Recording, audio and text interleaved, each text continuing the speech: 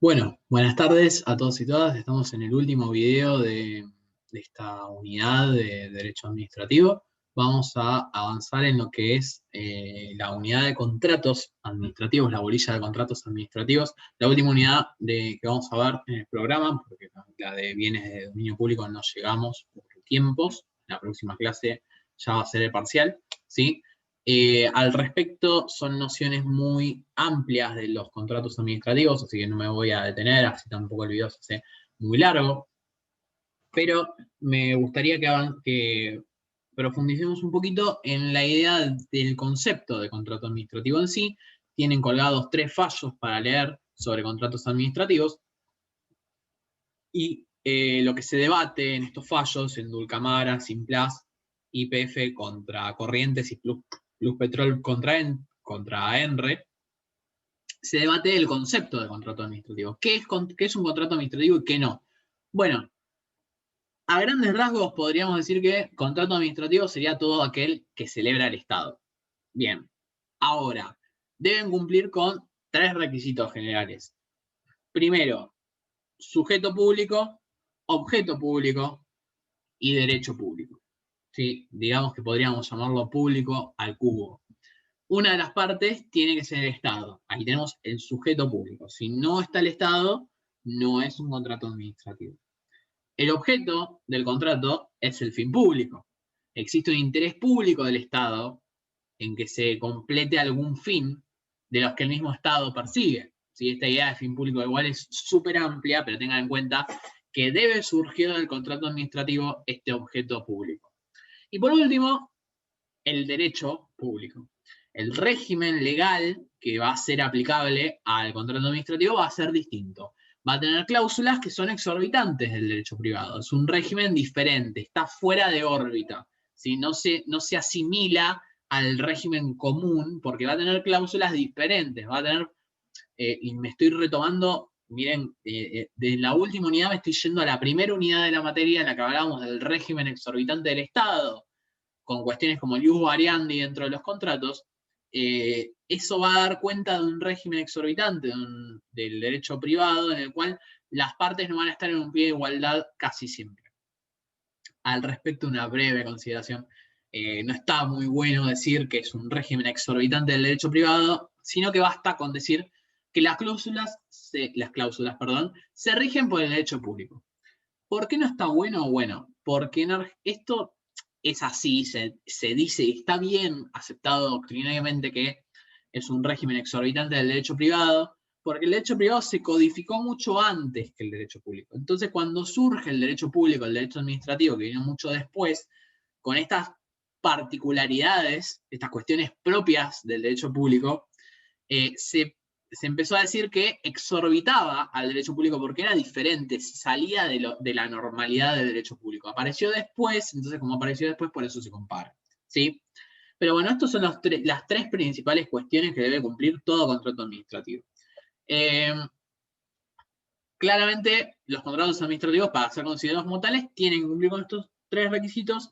La jurisprudencia en los fallos de Dulcamara, Simplas, YPF con Corrientes y Pluspetrol con ENRE dicen que tienen que cumplir estos 3 requisitos. Ahora los vamos a ver igual más adelante.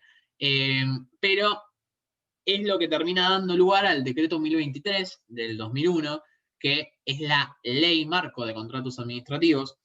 Es un decreto delegado, me remonto a la unidad 2 de la materia en la que veíamos los decretos delegados, en los términos del artículo 76 de la Constitución. Es como si fuera una ley. Recordemos que este decreto cumple con todos los requisitos de los decretos delegados, entre ellos la ley de delegación por parte del Congreso previa, con las especificidades con las que debe cumplir este decreto delegado, ¿sí? Esta ley que habilita al Poder Ejecutivo de la Nación a dictarlo. Es un decreto que se reglamentó muchas veces, varias veces fue reglamentado y fue modificado. Recuerden que el decreto delegado, como opera como una ley, puede ser reglamentado. Primero se reglamentó antes de la propia ley, esto es una cuestión que no tiene mucho sentido, fue el decreto 436 del 2000, la reglamentación del decreto salió antes de la ley, es algo increíble.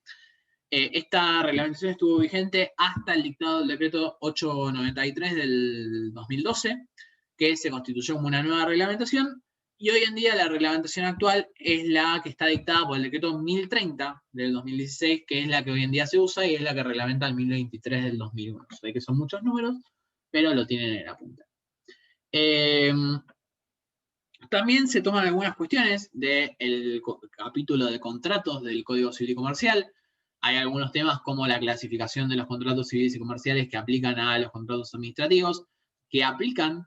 Sin embargo, hay otras cosas que no aplican, como por ejemplo la libertad de contratación. El Estado no puede contratar con quien quiera, si hay determinados regímenes de contratación como la licitación pública, licitación privada o contratación directa, y la forma de configurar el consentimiento. El consentimiento se configura de una forma totalmente diferente en el derecho público que en el derecho privado. Hay reglas, sin embargo, que son muy útiles en el derecho privado, que en el derecho público no aplican o no son necesarias. El capítulo del Código Civil y Comercial en este sentido nos sirve para identificar similitudes y diferencias, ¿sí? Dicho esto, me gustaría que nos metamos un poco en el análisis de los fallos y ver cómo se llega después al decreto 1023 del 2001 con el concepto de contratos administrativos. Estos fallos fueron saliendo y fueron avanzando, ¿sí? En el fallo de Dulcamara, la postura mayoritaria de la Corte no nos interesa porque tenemos en el fallo entero no hay mucho para decir, digamos, el voto mayoritario no viene al caso porque no es la postura que después se adoptó. Sin embargo, en el voto de Fait, argumenta en el considerando 8 el concepto de contrato administrativo, ¿sí? Viene a establecer esta idea de contrato administrativo. Después, en Simplás contra Entel, esta idea de contrato administrativo me refiero a las tres públicas, a las tres P, sujeto público, objeto público y derecho público. En Simplás contra Entel, que es un fallo posterior, se toma el voto de Fait, la Corte acompaña este concepto de contrato administrativo entero, en considerando 9 del voto mayoritario. En YPF con Corrientes se vuelve a decir lo mismo, o sea, la Corte lo repite con un texto un poco más largo.